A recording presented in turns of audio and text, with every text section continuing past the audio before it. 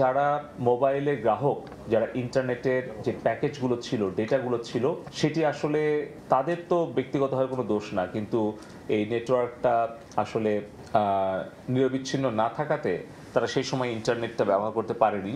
এই সকল বিষয় বিবেচনা করে আমরা আলোচনা সাপেক্ষে আমরা সিদ্ধান্ত গ্রহণ করেছি যে 3 দিনের জন্য আমরা মোবাইল নেটওয়ার্ক যারা আসবেন, ব্যবহার করবেন এবং 4Gতে যখন যুক্ত হবেন, তখন মোবাইল ইন্টারনেট ব্যবহারকারী প্রত্যেক গ্রাহক 3 দিনের জন্য 5GB বোনাস তারা ডেটা পাবেন।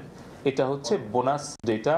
সকল ইন্টারনেট গ্রাহক যারা মোবাইল ফোনে ইন্টারনেটে যুক্ত হবেন আজকে 3টার পর, তারা 3 দিনের মধ্যে 5GB ডেটাটা প্যাকেজটা তারা বোনাস হিসেবে পাবেন। এই বিষয়ে মোবাইল নেটওয়ার্ক অপারেটর তারা সবাই সম্মত হয়ে গেছেন দীর্ঘ আলোচনা শেষে।